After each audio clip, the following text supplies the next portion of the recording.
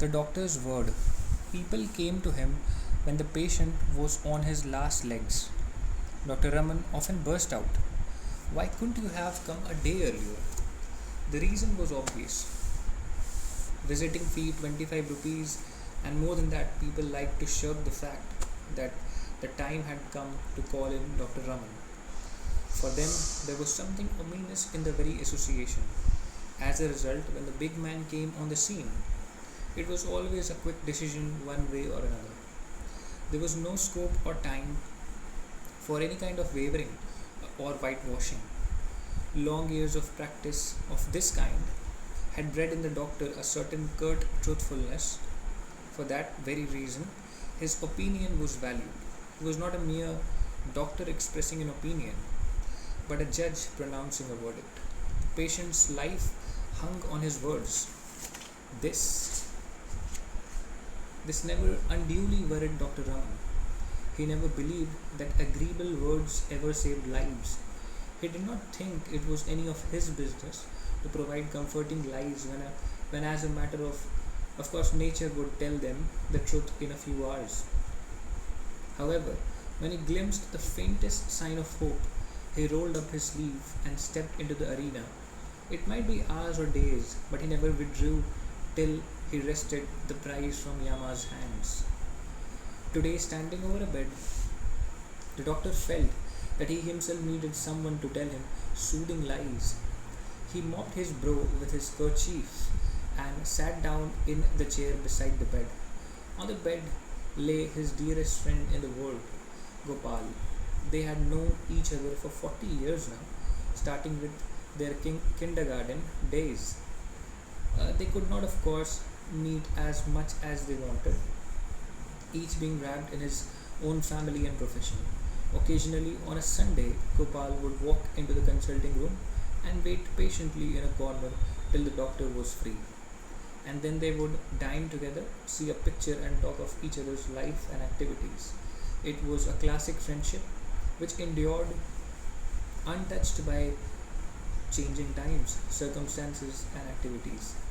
In his busy round of work, Dr. Raman had not noticed that Gopal had not called in for over 3 months now. He only remembered it when he saw Gopal's son sitting on a bench in the consulting hall one crowded morning. Dr. Raman could not talk to him for over an hour.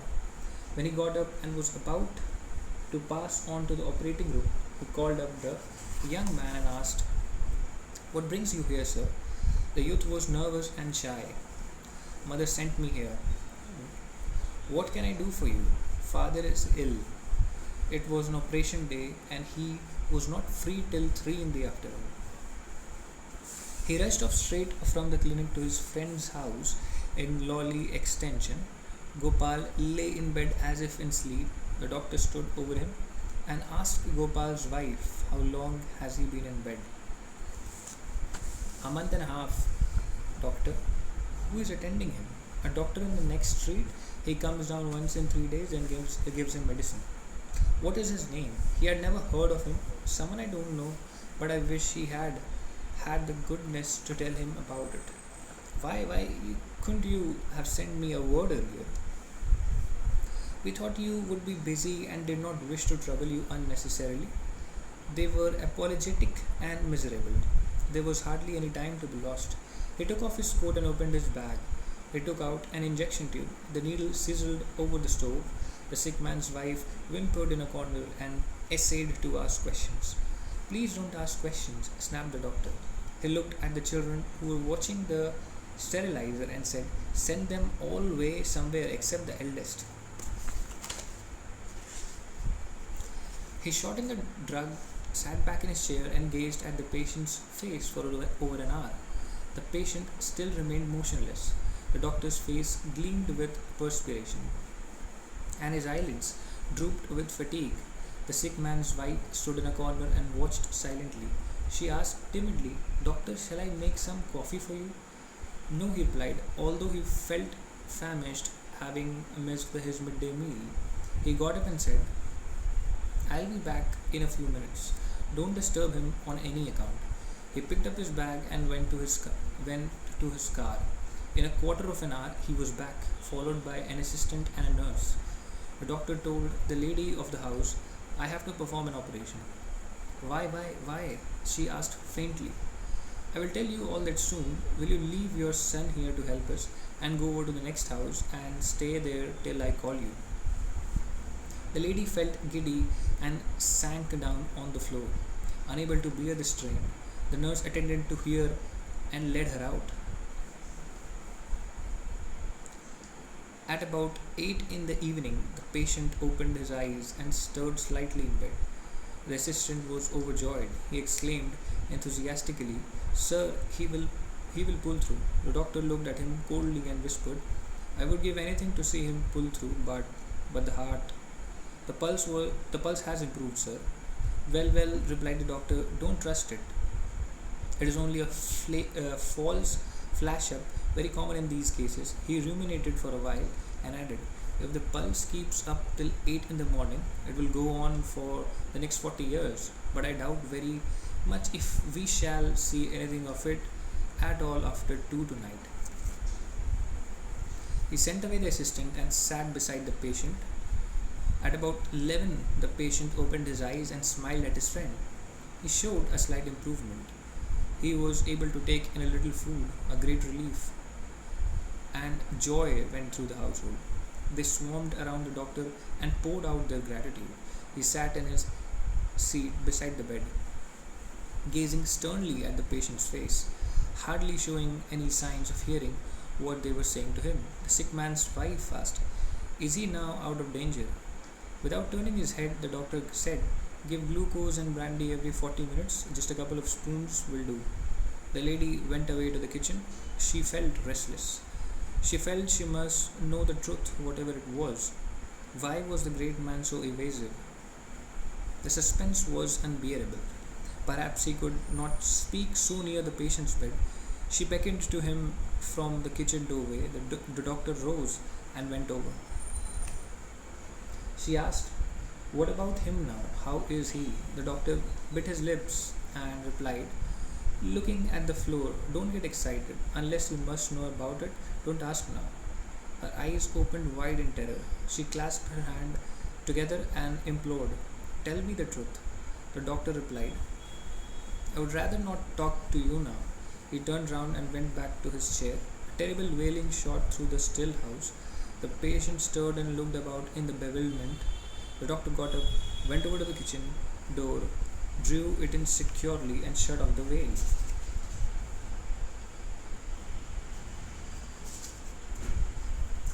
Shut off the wail.